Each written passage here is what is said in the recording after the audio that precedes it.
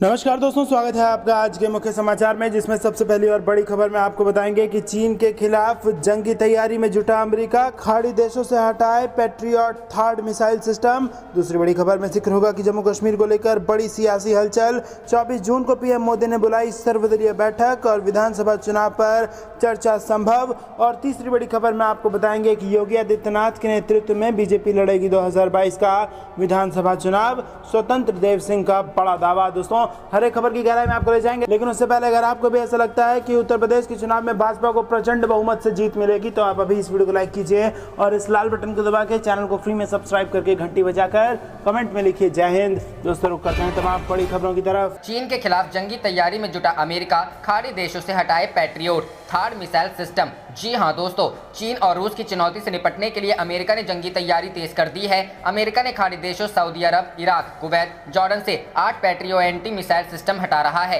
यही नहीं, America Saudi अरब में हूती विद्रोहियों के मिसाइल हमले से निपटने के लिए तैनात किए गए बेहद शक्तिशाली थर्ड सिस्टम को भी वापस ले जा रहा है। यही नहीं, इस इलाके के लिए तैनात फाइटर जेट की संख्या को भी कम किया जा रहा है। अमेरिकी अखबार वॉल स्ट्रीट जर्नल के मुताबिक बाइडेन प्रशासन के रुख में यह बदलाव खाड़ी देशों में तनाव के कम होने और सऊदी अरब ईरान में बातचीत शुरू होने और अमेरिका की रणनीतिक अनिवार्यता में बदलाव के बाद लिया गया है। बाइडेन प्रशासन ने यह फैसला ऐसे समय पर लिया है जब अफगानिस्तान से भी अमेरिकी अभियान खत्म हो रहा है। इस वजह से इस इलाके से सैनिकों और हथियारों को कम किया जा रहा है। बाइडेन प्रशासन अब अपनी सेना को चीन पर केंद्रित करना चाहता है, जो राष्ट्रीय सुरक्षा के मुद्दे पर उसका मुख्य प्रतिद्वंदी बनकर उभरा है। अमेरिका ने ईरान के साथ तनाव को कम करना शुरू कर दिया है और अंतर्राष्ट्रीय परमाणु समझौते पर फिर से बातचीत करना चाहता है। इसी वजह से अमेरिकी रक्षा मंत्रालय को लगता है कि खाड़ी देशों में जंग का खतरा कम हो गया है। उधर सऊदी अरब ने खुद से ही हूती विद्रोहियों के खिलाफ अपनी सुरक्षा को मजबूत कर लिया है। अमेरिका अब रूस के साथ बातचीत कर रहा है। हाल ही में रूसी राष्ट्रपति पुतिन और बाइडेन दोनों ने 3 घंटे तक बातचीत की है।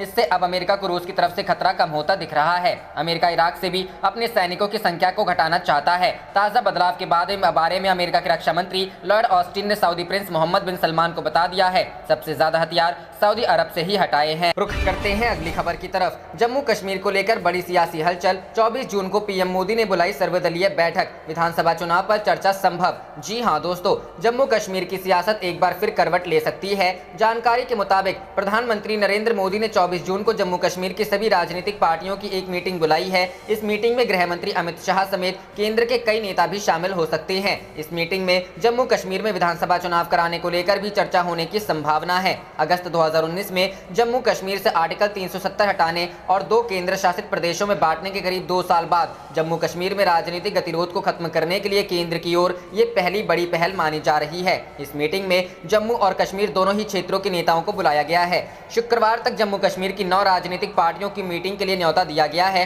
लेकिन पीएम के साथ होने वाली मीटिंग में 16 पार्टियों को बुलाए जाने की संभावना है। हालांकि अभी तक औपचारिक न्योता नहीं दिया गया है। इस मीटिंग में जम्मू कश्मीर को पूर्ण राज्य का दर्जा देने और विधानसभा चुनाव पर चर्चा होने की संभावना है। एक न्यूज एजेंसी के मुताबिक केंद्र ने नेशनल कॉन्फ्रेंस के अध्यक्ष फारूक अब्दुल्ला, पीडीपी के अध्यक्ष महबूबा मुफ्ती, जम्मू कश्मीर अपनी पार्टी के अल्ताफ बुखारी और पीपल्स कॉन्फ्रेंस के प्रमुख सज्जाद लोन को मीटिंग में आमंत्रित किया है। ऑल पार्टी मीटिंग में जम्मू कश्मीर के भाजपा और कांग्रेस के नेताओं के शामिल होने की भी संभावना है। महबूबा मुफ्ती ने पुष्टि की है कि 24 जून को होने वाली मीटिंग के लिए उनके पास फोन आया था। उन्होंने कहा, मीटिंग में जाने का मैंने अभी फैसला नहीं किया है, मैं अपनी पार्टी के सदस्यों से चर्चा करके आखिरी फैसला लूंगी। वहीं सीपीएम नेता और people's alliance for Gupkar declaration के प्रवक्ता MY तारिगामी ने बयान की उनके पास अभी तक दिल्ली से कोई फोन नहीं आया है, लेकिन अगर उन्हें आमंत्रित किया जाता है तो इसका स्वागत किया जाएगा। उन्होंने कहा, हमने केंद्र के साथ एंगेजमेंट के लिए अपनी दरवाजे कभी बंद नहीं किए हैं। हालांकि मुझे मीटिंग को लेकर कोई जानकारी नहीं है, अगर ऐसा होता है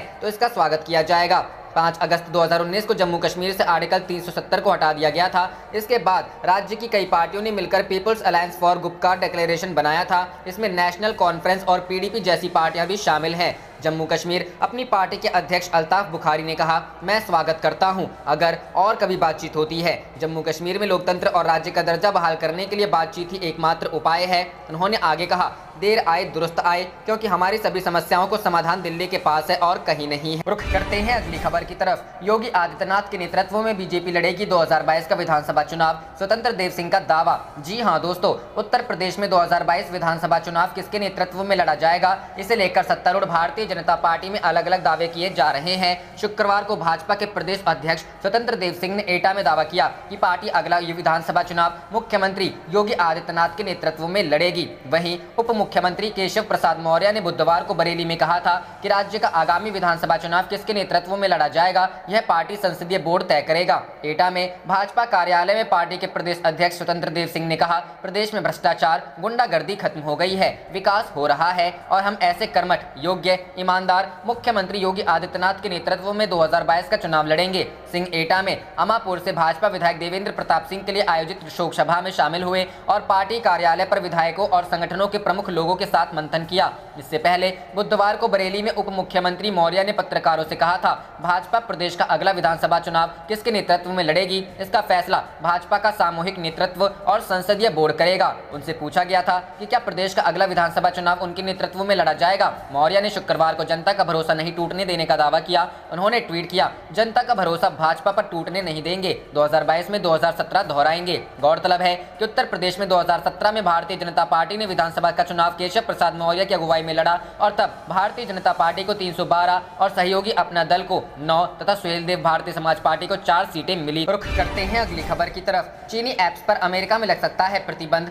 जी हां दोस्तों, चीन के कई ऐप्स पर जिस तरह से अमेरिकियों के संवेदनशील डाटा की जासूसी के आरोप लगते रहे हैं, उसे देखते हुए डाटा सुरक्षा के मकसद से राष्ट्रपति जो बाइडेन सख्त कदम उठा सकते हैं। मामले से परिचित लोगों के मुताबिक यदि अमेरिका को बाजार में बने रहने देना है तो चीनी ऐप्स पर सख्ती करने के लिए राष्ट्रपति एक कार्यकारी आदेश लाने के लिए भी विवश हो सकते हैं। इन सख्त मापदंडों का मकसद चीन रूस जैसे विरोधियों को निजी और व्यावसायिक जानकारी तक पहुंच रोकना है। इसके लिए अमेरिकी वाणिज्य मंत्रालय कुछ स्मार्टफोन, टैबलेट और डेस्कटॉप कंप्यूटर सॉफ्टवेयर एप्लीकेशन के बारे में जानकारी जुटाने के मकसद से समन जारी कर सकता है। मामले से परिचित लोगों के अनुसार इसके बाद एजेंसी अमेरिका में उनके इस्तेमाल के लिए शर्तों पर बातचीत कर सकती है अथवा ऐप्स पर प्रतिबंध लगा सकती है। एक अधिकारी के मुताबिक अमेरिकी अधिकारियों ने पूर्व राष्ट्रपति डोनाल्ड ट्रंप द्वारा टिकटॉक पर लगाए गए प्रतिबंध आदेशों में भी कई चिंताओं को साझा किया। इनमें खास तौर पर वह डर शामिल है जिसके तहत चीन अमेरिका के सरकारी कर्मचारियों के काम करने स्थानों और ट्रैक कर उन्हें ब्लैकमेल करने के लिए निजी सूचनाओं का डोजियर बनाकर जासूसी कर सकता है। हालांकि राष्ट्रपति बाइडेन द्वारा 9 जून के आदेश में किसी कंपनी का नाम नहीं है, लेकिन यह पूर्व राष्ट्रपति डोनाल्ड ट्रंप के प्रतिबंधों की तुलना में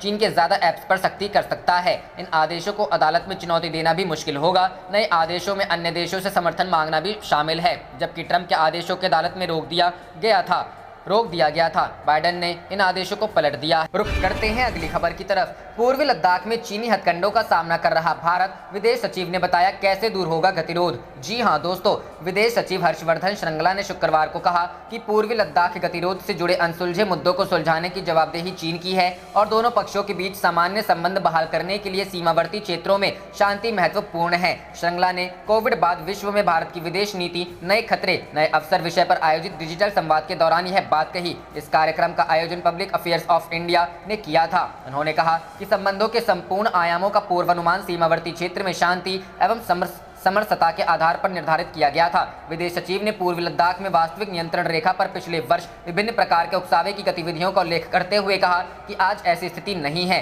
उन्होंने कहा कि हमने एक तरफा ढंग से उकसावे के कार्यों को देखा है और हमने इससे निपटने का प्रयास किया। यह वार्ता के जरिए किया गया और कुछ हद तक हम कुछ मुद्दों को सुलझा पाए जो स्थिति चीन द्वारा पैदा की गई थी। विदेश सचिव ने कहा कि अभी भी कुछ मुद्दे बने हुए हैं जिनका समाधान निकालने की जरूरत है। उन्होंने कहा कि पूर्वी लद्दाख गतिरोध से जुड़े अनसुलझे मुद्दों को सुलझाने की जवाबदेही चीन की है और दोनों पक्षों के बीच सामान्य संबंध बहाल करने के लिए सीमावर्ती क्षेत्रों में शांति महत्वपूर्ण है। विदेश सचिव ने कहा कि चीन के उदय ने भू राजनीतिक परिदृश्य में हमें केंद्रीय भूमिका में खड़ा कर दिया है। विदेश सचिव ने कहा कि चीन हमारा सबसे बड़ा पड़ोसी है और उसके साथ हम सीमा से आगे कई चीजें साझा करते हैं। उन्होंने कहा कि हमें चीन की ओर से एक विशिष्ट सामरिक चुनौती और साझी सीमा पर उसके हथकंडों का मुकाबला करना करते हैं अगली खबर की तरफ। अपनी हरकतों से बाज नहीं आ रहा चीन, ताइवान के इलाके में छठी बार की घुसपैठ, भेजे 7 लड़ाकू विमान। जी हां दोस्तों, चीन के लड़ाकू विमानों ने एक बार फिर से ताइवान की सीमा में घुसपैठ की हिमाकत की है। ताइवान ने गुरुवार को बताया कि चीनी एयरफोर्स के करीब 7 लड़ाकू विमान ताइवान के एयर डिफेंस आइडेंटिफिकेशन जोन में घुस आए।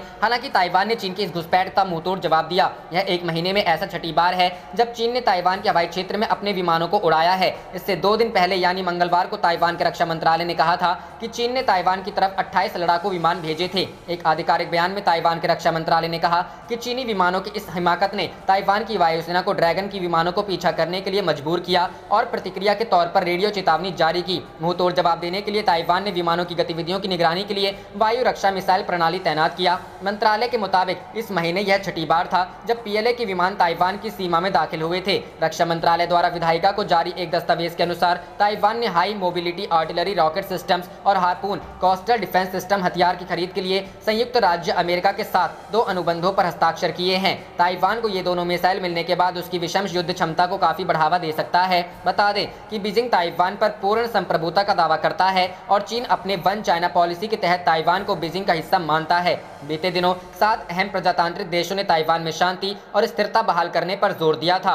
इन देशों ने ईस्ट और साउथ चाइना सी के मौजूदा हालात पर भी गंभीरता से चर्चा की। रुख करते हैं अगली खबर की तरफ। जम्मू कश्मीर पर अमित शाह के बाद अब डोभाल की बैठक, अमरनाथ यात्रा समेत मौजूदा हालात पर मंथन। जी हां दोस्तों, जम्मू कश्मीर को लेकर गृह मंत्रालय में आज शुक्रवार को उच्च स्तरीय बैठक हो रही है। विकास से जुड़ी परियोजनाओं पर गृह मंत्री अमित शाह की अध्यक्षता में बैठक हुई, जिसमें जम्मू कश्मीर के उपराज्यपाल मनोज सिन्हा शामिल हुए। इसके बाद सुरक्षा हालात को लेकर बड़ी बैठक हो रही है, जिसमें एनएसए अजीत डोभाल भी बैठक में मौजूद हैं। गृह मंत्रालय में आज दूसरी उच्च स्तरीय बैठक में जम्मू कश्मीर के सुरक्षा हालात को लेकर बड़ी बैठक हो रही है। बैठक में गृह सचिव अजय भल्ला और एनएसए अजीत डोभाल भी मौजूद हैं। इनके अलावा जम्मू कश्मीर के डीजीपी दिलबाग सिंह, आईबी प्रमुख अरविंद कुमार, रॉ प्रमुख सामंत गोयल भी बैठक में मौजूद हैं। सीआरपीएफ के महानिदेशक कुलदीप सिंह भी बैठक में मौजूद हैं। जम्मू कश्मीर के विकास से जुड़ी अहम बैठक में गृह मंत्री अमित शाह की ओर से जम्मू कश्मीर और गृह मंत्रालय के आला अधिकारियों को कई निर्देश दिए गए हैं। गृह मंत्री ने आला अधिकारियों को निर्देश दिया कि जनता का सर्वांगीण विकास नरेंद्र मोदी सरकार की प्राथमिकता है।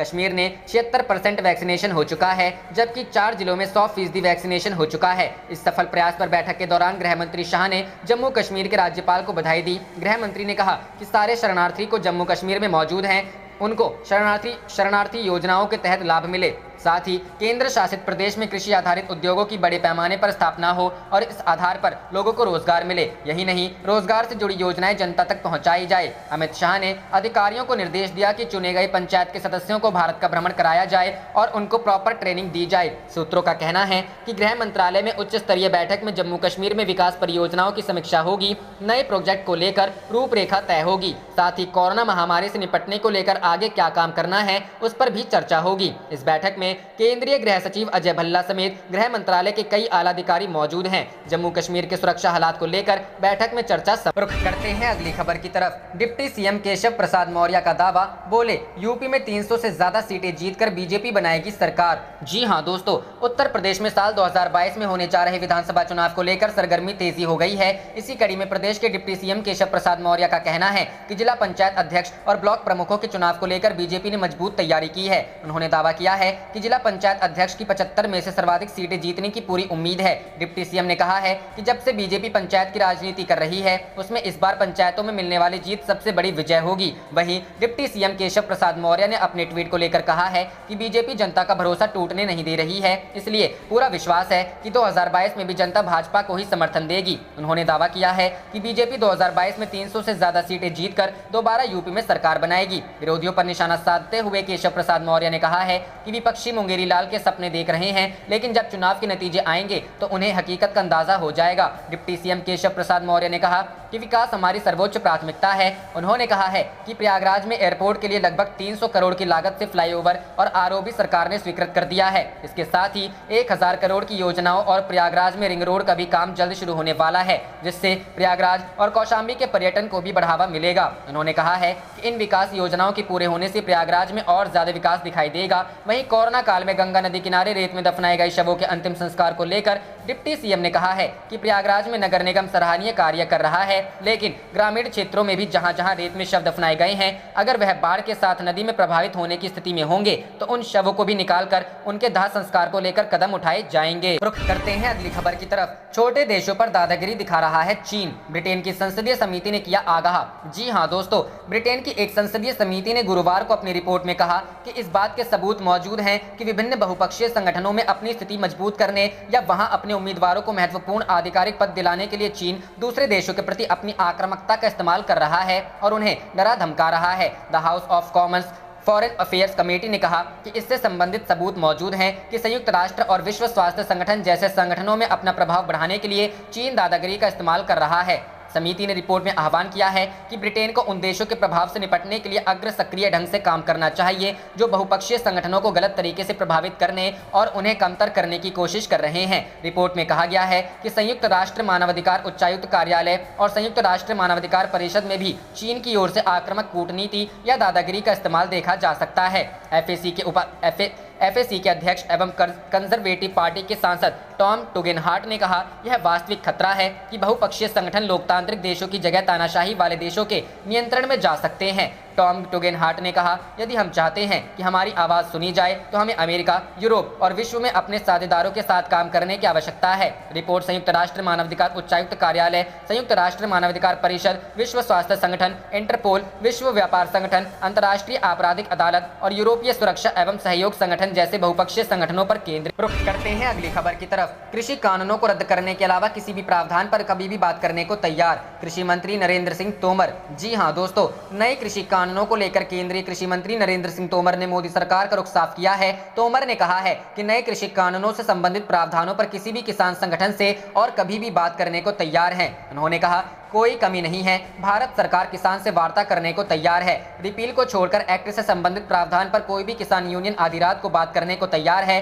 तो नरेंद्र सिंह तोमर उनका स्वागत करेगा। किसान संगठन तीनों कृषि कानूनों को रद्द करने की मांग पर अड़े हुए हैं, जबकि सरकार का कहना है कि वह जरूरत के अनुसार इसमें सुधार करने के लिए तैयार है। केंद्र सरकार ने कई बार संकेत दिए हैं कि किसान संगठनों को सिर्फ इन कानूनों को रद्द करने से इतर कानूनी बिंदुओं पर बात करनी चाहिए, तभी बात आगे बढ़ सकती है। नीति आयोग के सदस्य रमेश चंद्र ने कहा है कि किसानों को सरकार के साथ बातचीत फिर से शुरू करने के लिए कृषि कानूनों को एकदम से निरस्त करने की मांग के बजाय खामियों को स्पष्ट रूप से बताने के बारे में कुछ संकेत देने चाहिए। गौरतलब है कि भारतीय किसान संघ के नेता राकेश टिकैत ने 29 अप्रैल को कहा था कि जब भी सरकार चाहे किसान संगठन केंद्र के साथ तीनों विवादास्पद कृषि कानूनों पर चर्चा के लिए तैयार है, लेकिन उन्होंने इस बात पर जोर दिया कि चर्चा कानून को रद्द करने के बारे में होनी चाहिए। रुख करते हैं अगली खबर की तरफ। चीन के मुकाबले और मजबूत हुई भारत की स्थिति, विकास के अस्त्र से लड़ रहा भारत। जी हां दोस्तों, भारत ने आज चीन को एक और युद्ध में पटखनी दे दी। ये युद्ध विनाशक हथियारों से नहीं बल्कि विकास के अस्त्र से लड़ा जा रहा है। दरअसल ये लड़ाई है सीमावर्ती इलाकों में इंफ्रास्ट्रक्चर की, और इसी सिलसिले में आज रक्षा मंत्री राजनाथ सिंह ने LAC पर 12 सड़कों का उद्घाटन किया। ये सड़क परियोजनाएं BRO यानी सड़क सीमा संगठन के द्वारा बनाई गई हैं। दरअसल आज जिन सड़कों का उद्घाटन किया गया वो काफी सामरिक महत्व रखती हैं, क्योंकि इससे कई देशों की सीमाएं लगती हैं, लेकिन इनमें से 10 सड़कें अरुणाचल प्रदेश में हैं जिनकी सीमा चीन से लगती है, और अब यहाँ भारत की स्थिति मजबूत हुई है। देश के सीमावर्ती राज्यों में इस समय कुल 272 सड़कों पर काम जारी है, जिनमें LAC से सटे सीमावर्ती इलाकों में सबसे ज्यादा रोड तैयार की जा रही है। अरुणाचल प्रदेश में 54 रोड पर काम जारी है, जम्मू कश्मीर में 61 सड़कें बनाई जा रही हैं और लद्दाख में 43 सड़कों पर काम चल रहा है। अब इनमें से कुछ अहम सड़कों के बारे में बताते हैं। हिमाचल प्रदेश के दारचा से लद्दाख तक जाने के लिए 290 किलोमीटर लंबी सड़क तेजी से बनाई जा रही है। सीमा सड़क संगठन यानी BRO एक और रणनीतिक रूप से अहम सामरिक सड़क बना रहा है जो लद्दाख को देपसांग के मैदान से जोड़ेगी। ये सड़क लद्दाख में सब सेक्टर नॉर्थ तक पहुंच भी आसान बनाएगी। भारत पैंगोंग झील के पास फिंगर इलाके में भी सड़क बना रहा है। ये भारतीय सेना के लिए काफी अहम है, क्योंकि इस इलाके में भारतीय सेना पेट्रोलिंग करती रही है। इसके अलावा दारबुक श्योक दौलत बेग ओल्डी रोड को जोड़ने वाली सड़क भी तेजी से बनाई जा रही है। भारत ने जोजिला पास जैसे दुर्गम और दुरूह इलाके में भी सड़क निर्माण किया है। वहीं ओमलिंगला, मार्समिकला और खारदुंगला जैसे रूट भी सैन्य मूवमेंट के लिए सालों भर खोले गए हैं। इन इंफ्रास्ट्रक्चर के कारण ही चीन और पाकिस्तान से तनाव चरम पर होने के बावजूद फॉरवर्ड एरिया में सैन्य साजो सामान की सप्लाई हाड़ कपा देने वाली सर्दी और खून जमा देने वाली बर्फबारी में भी जारी रही, और अब भारत इस तैयारी में भी चीन के मुकाबले काफी आगे निकलता दिख रहा। रुख करते हैं अगली खबर की तरफ। लद्दाख में चीन के साथ सीमा पर तनाव के बीच भारतीय कमांडरों की बैठक, रणनीति पर मंथन। जी हां दोस्तों, चीन के साथ सीमा पर तनातनी के बीच भारतीय सेना ने सेना प्रमुख जनरल मनोज मुकुंद नरवणे के नेतृत्व में कमांडरों की एक अहम बैठक हुई है। गुरुवार से शुरू इस 2 दिवसीय बैठक का मकसद सीमा पर चीन और पाकिस्तान के खतरों का आकलन करना है, ताकि सीमा पर इन देशों के साथ अभियान संबंधी स्थिति को सुधारा जा सके और अहम नीतिगत फैसले लिए जा सके। कमांडरों की इस कॉन्फ्रेंस में सेना प्रमुख के अलावा सेना के उप प्रमुख, सभी कमांडर, सेना मुख्यालय के PSO और अन्य वरिष्ठ अधिकारी मौजूद रहे। सेना के सर्वोच्च अधिकारी चीन की पीपुल्स लिबरेशन आर्मी के LAC में पूर्वी लद्दाख के विवादित स्थलों गोगरा, हॉट स्प्रिंग्स, डेमचोक और डेमसांग की स्थितियों को लेकर विचार विमर्श होना है। चीन ने सैन्य बलों, गोला बारूद और हथियारों की तैनाती पश्चिमी लद्दाख के चीन सेक्टरों में बढ़ा दी है। वास्तविक नियंत्रण रेखा से लगे पश्चिमी लद्दाख, मध्य उत्तराखंड, हिमाचल और पूर्वी सिक्किम, अरुणाचल सेक्टरों में चीनी दखल बढ़ा है। पूर्वी लद्दाख की गलवान घाटी में चीनी सैनिकों से हुए भीषण संघर्ष के 1 साल बाद चीन अब भी LAC पर पैर जमाकर बैठा हुआ है। इसलिए भारत ने भी भविष्य में किसी भी कड़े फैसले के लिए तैयारी जारी रखी है। विवादों को सुलझाने के लिए भारत और चीन के बीच 11 दौर की बातचीत हो चुकी है। वहीं चीन को अप्रत्यक्ष रूप से संदेश देते हुए रक्षा मंत्री राजनाथ सिंह ने कहा है कि भारत विश्व शांति का पुजारी है, लेकिन वह किसी भी आक्रमण का मुंहतोड़ जवाब देने में सक्षम है और सीमावर्ती इलाकों में शांति को किसी तरह के गंभीर खतरे के प्रतिकूल प्रभाव होंगे। सीमा सड़क संगठन द्वारा निर्मित 12 सामरिक रूप से अहम सड़कों को देश को समर्पित करते हुए राजनाथ ने कहा, हम विश्व शांति चाहते हैं, लेकिन कोई अगर हमें आक्रामक रुख दिखाता है तो हम। आप देख रहे थे आपका अपना चैनल जय हिंद, जय भारत।